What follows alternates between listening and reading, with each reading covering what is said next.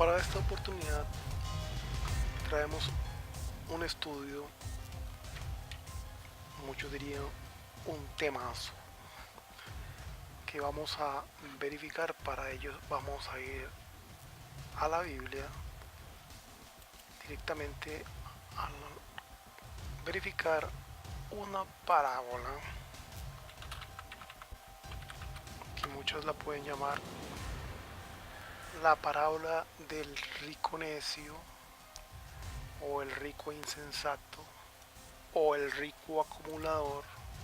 Esa la encontramos en el exacto y preciso Evangelio del doctor Lucas, capítulo 12, del verso 13 al 21. Vamos a leerlo en la nueva versión internacional.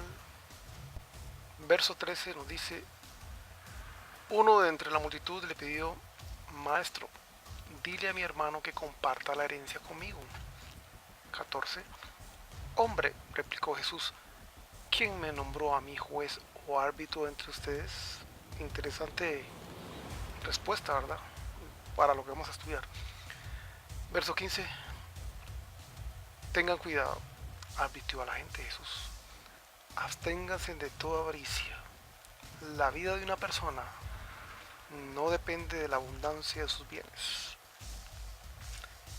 Entonces, en ese momento le refirió una parábola, historia, cuento, que es esta forma de expresión o de las poesías declaran de que son misterios ocultos.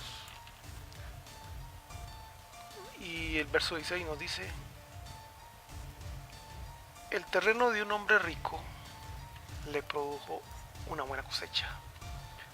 Así que se puso a pensar, ¿qué voy a hacer? No tengo dónde almacenar mi cosecha. 18. Por fin dijo: ya sé lo que voy a hacer. Derribaré mis graneros y construiré otros más grandes, donde pueda almacenar todo mi grano y mis bienes. Verso 19. Y le diré: alma mía, ya tienes bastantes cosas buenas guardadas para muchos años. Tenía aparentemente el futuro asegurado. Descansa. Y ahora miren la expresión: come, bebe y goza de la vida. Esa es una expresión interesante que después la veremos en otros estudios. Verso 20. Pero Dios le responde: necio, que significa en la traducción original rico tonto. Esta misma noche te van a reclamar la vida. ¿Y quién se quedará con lo que has acumulado? Verso 21. Así le sucede al que acumula riquezas para sí mismo en vez de ser rico delante de Dios. Las riquezas, tesoros en los cielos. Ok, en toda esta parábola, en lugar de iniciar desde el verso 13 a explorarlo, porque lo vamos a hacer en forma profunda, nos vamos a adelantar y vamos a irnos directo al verso 20 en las palabras de Dios, en una de las palabras de Dios. El verso 20 nos dice: pero Dios le dijo: necio, esta misma noche te van a reclamar el alma, la vida. ¿Y quién se quedará con lo que has acumulado? Nos vamos a centrar propiamente en la expresión de tiempo que dice esta misma noche. Cuando verificamos el interlineal respecto a esa expresión, y aquí ya vamos a abarcar, a profundizar el asunto, Por ello les quiero que pongan mucha atención a esto, a todo lo que vamos a dictar. Leído correctamente esa expresión, esta misma noche, ya traducido del griego a nuestro idioma, en forma literal, ¿verdad? Inicialmente, Dios le estaría diciendo al rico, pero Dios le dijo, necio, insensato. Otras versiones, tonto. Otras versiones más profundas, idiota. Así lo está diciendo cuando por otro lado dice que no se debe ofender, pero Dios tiene la autoridad de hacerlo, nosotros no podemos hacerlo, ¿verdad? Qué curioso. Entonces dice necio. La expresión original, la traducción original dice, pero Dios le dijo, necio, a la medianoche. Esa es la expresión correcta. Literal, figurativamente, medianoche. Ahora aquí hacemos la pregunta. Para el Señor, ¿cuál es la medianoche? En su horario, en su reloj de Dios, si es que inicia a las 6 de la tarde. Inicialmente podemos mencionar las 3 de la mañana. 3 de la noche sería correctamente. Para nosotros en nuestro continente sería las 3 de la madrugada.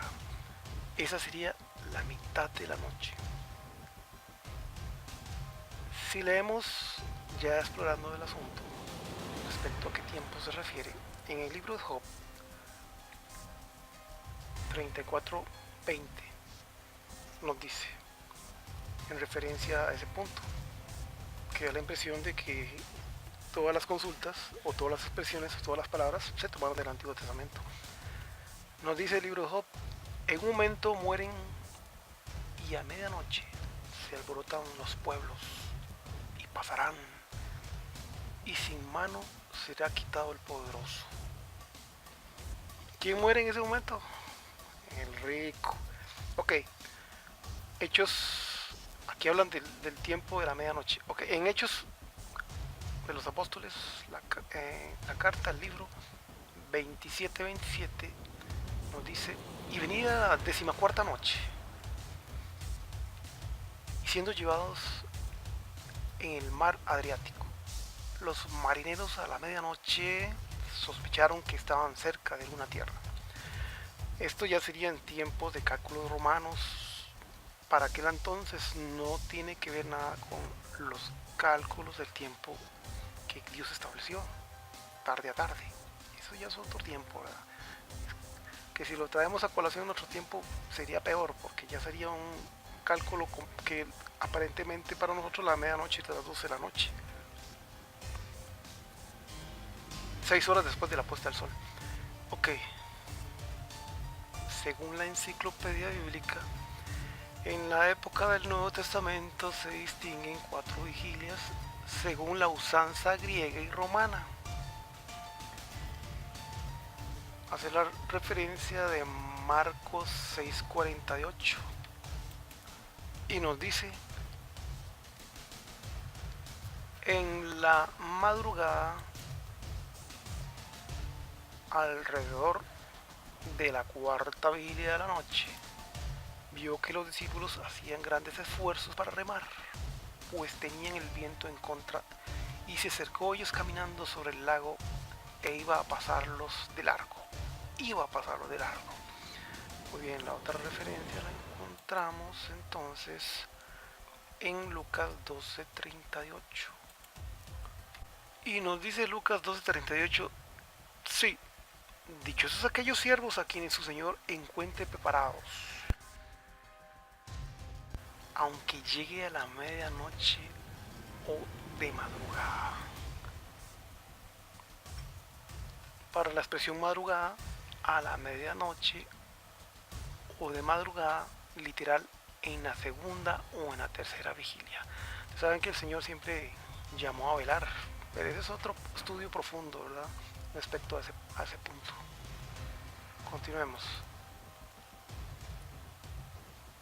Los romanos contaban 12 horas nocturnas desde la puesta hasta la salida del sol, así como se ha venido aplicando desde ese entonces.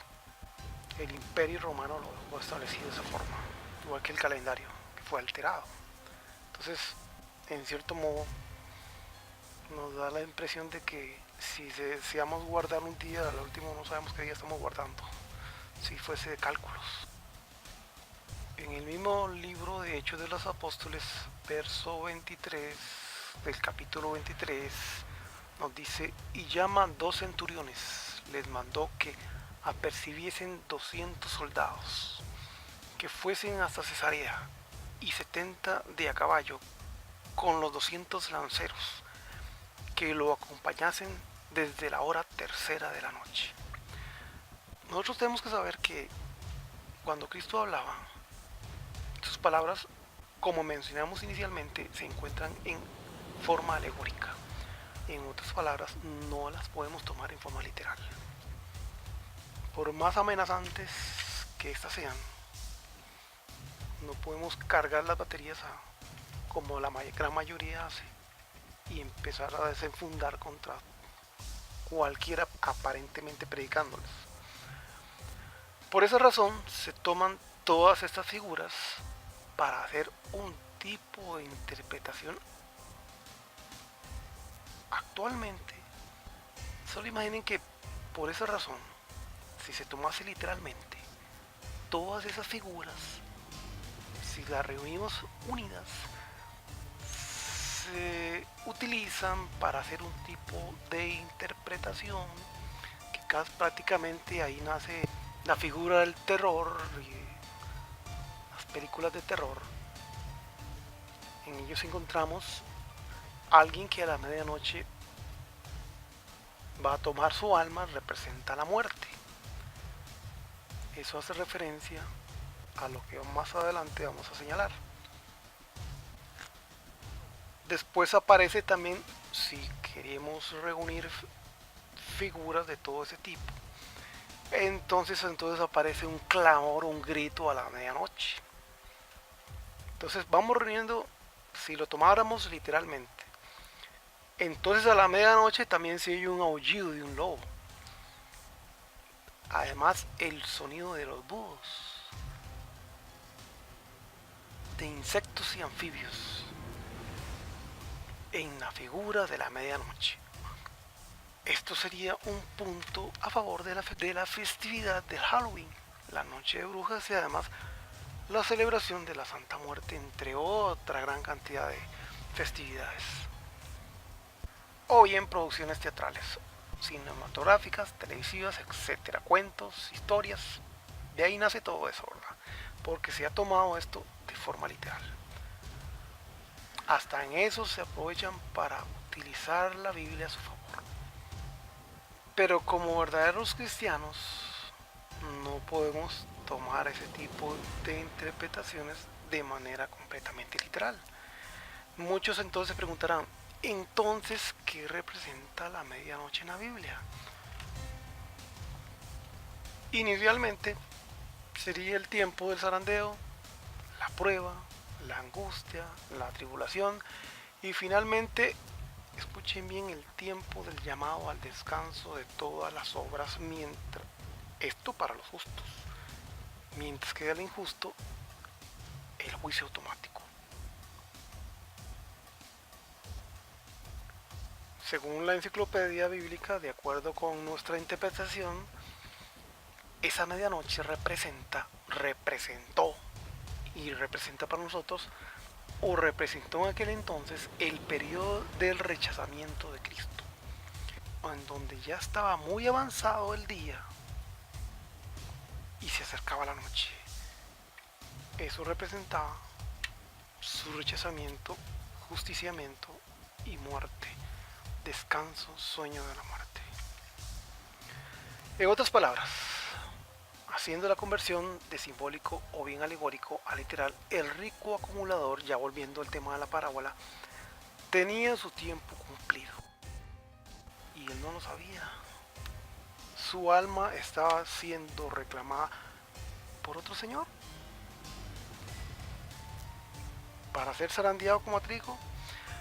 La supuesta cobertura o protección o bien suerte se le acabó. Estaba siendo pedido para ser probado o tentado. ¿Serán esas opciones? Bueno, vamos a ver. Por ser un rico codicioso y avaro de raíz de todos los males, muy difícilmente, según tanto el Antiguo como el Nuevo Testamento. Porque además existirían grandes contradicciones bastante buenas, ¿verdad? Porque deberíamos de ver quién es el que está demandando el alma.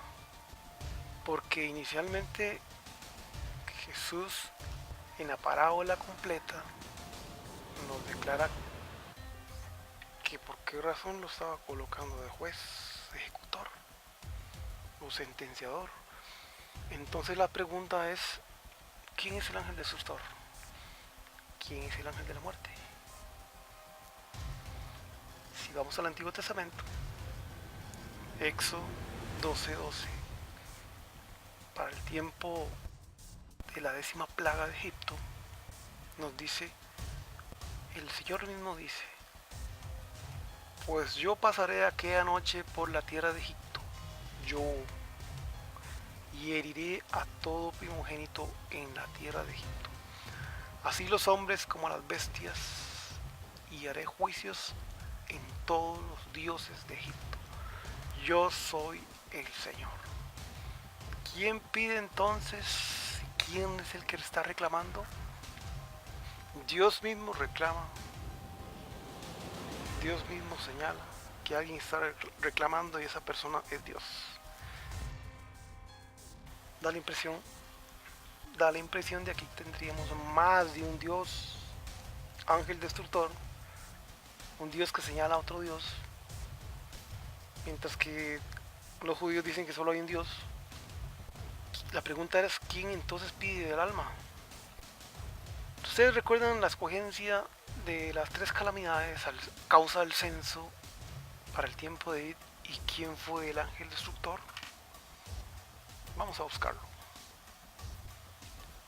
Eso lo encontramos en 1 Crónicas capítulo 21. El título, David peca al hacer un censo en Israel. En la traducción original, el verso primero nos dice, y un adversario. Esta palabra en hebreo puede referirse a un adversario del rey en general. En particular, ya saben ustedes quién habla, de quién se está hablando.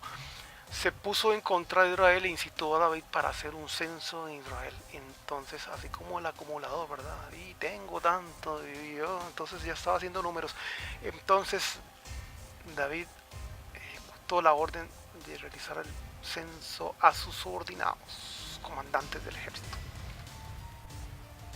En el verso 7 nos dice que Dios se molestó con esa orden del rey y por eso castigó a Israel, por depender del hombre y no de su espíritu.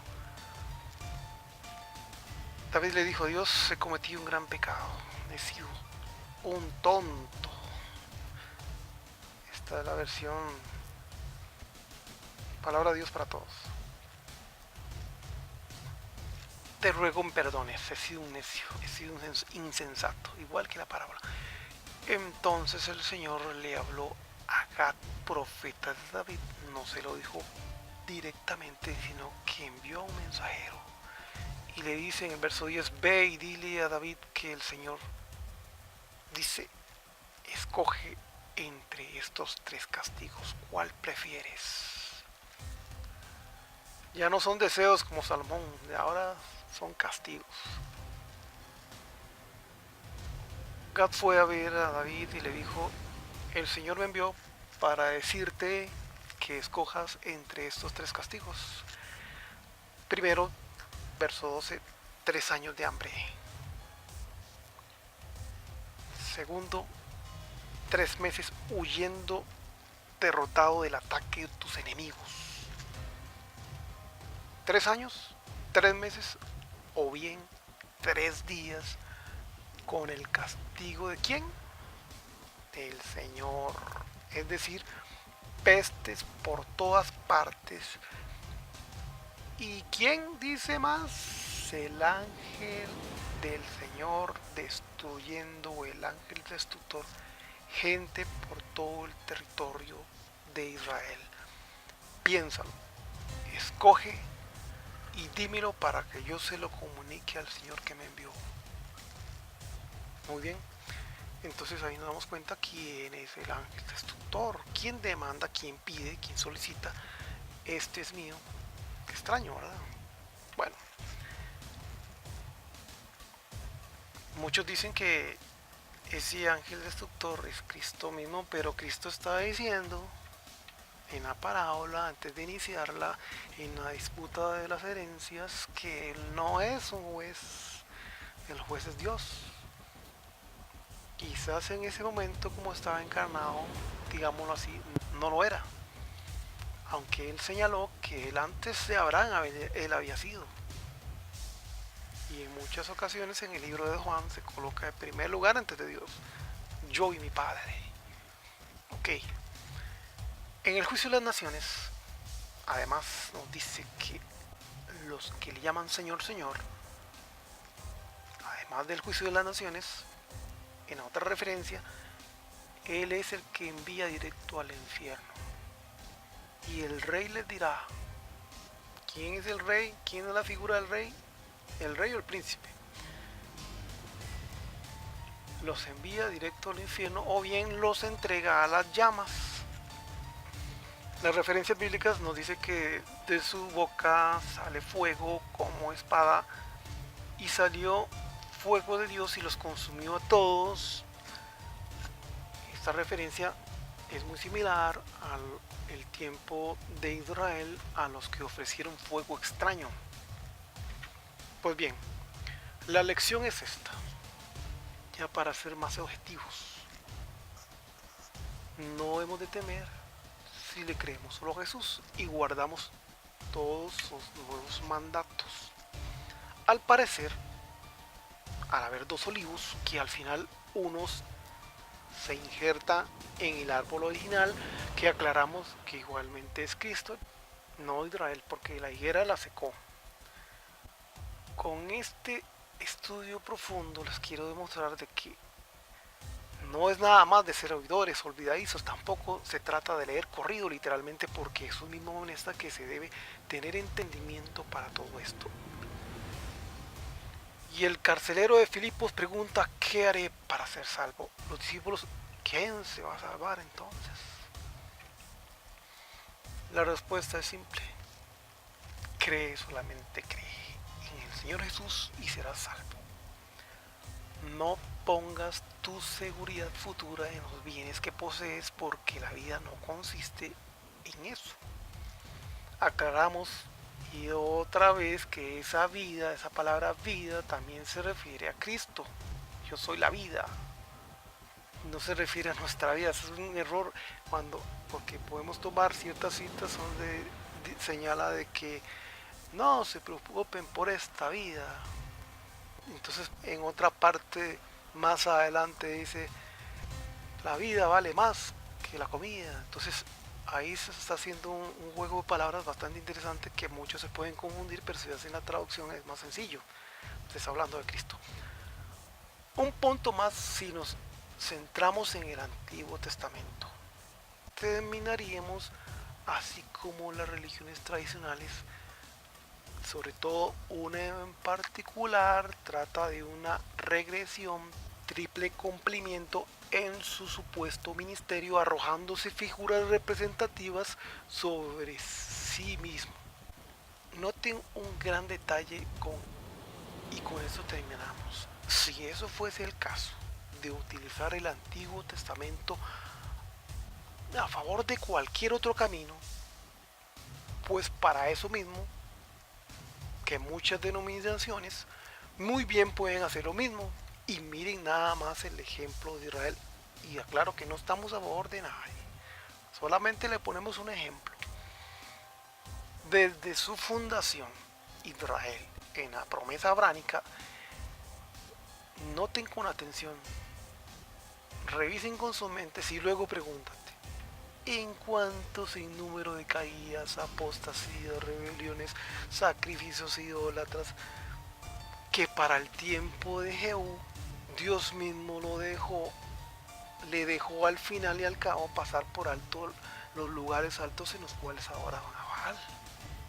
Y aún así siguió siendo su pueblo elegido.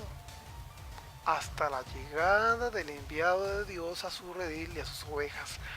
Ahora bien, en la nueva dispensación, en el cierre de la sinagoga y la nueva apertura, el nuevo camino en el fundamento y estructura original, escuchen bien, una iglesia que ni las llamas, eso es una figura representativa del infierno, podrían con ellas.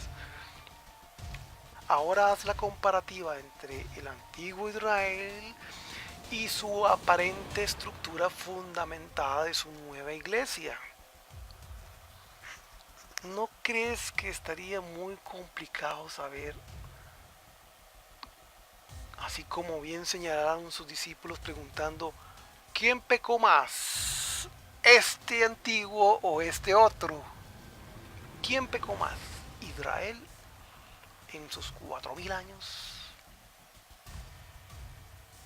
¿O su iglesia fundada en estos 2000 años y corriendo? ¿Lograron entender? Ahora vamos al tema doctrinal.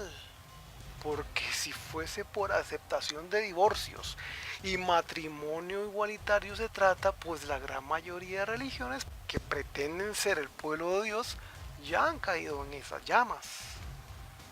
Mientras que la estructura original se mantiene intacta a pesar de sus declaraciones, pero sin aceptar divorcios y nuevos casamientos, ni siquiera abortos lo han aceptado. No han cambiado sus normas, está claro, por el momento. Mientras que el resto, esas llamas simbólicas, ya lo han devorado. ¿Qué tal la comparación? ¿Les suena más lógico? Un Israel que Dios nunca abandonó a pesar de su idolatría. Una iglesia fundada en Jesús que el Señor mismo señaló que nunca esas llamas de estarse quemando, como dice Pablo, los estarían devorando y aún se mantiene viva. ¿Se dan cuenta? Si para unos funciona esa fórmula de antiguos cumplimientos, pues esa misma fórmula es demasiado lapidante si de comparaciones se tratase. Muy dura esta palabra, ¿verdad? ¿No lo creen así?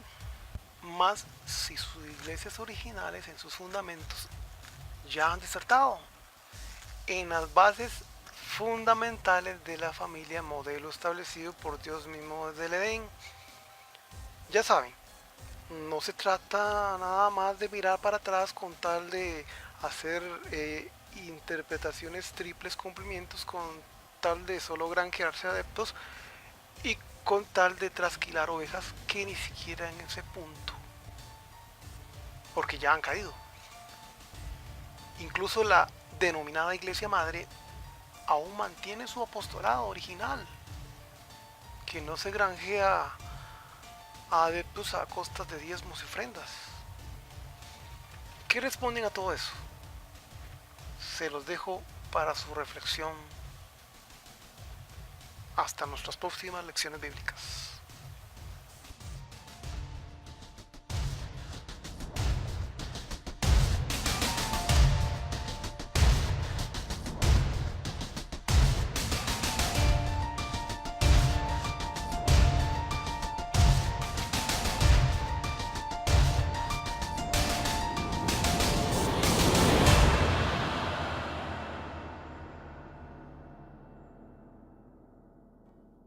Así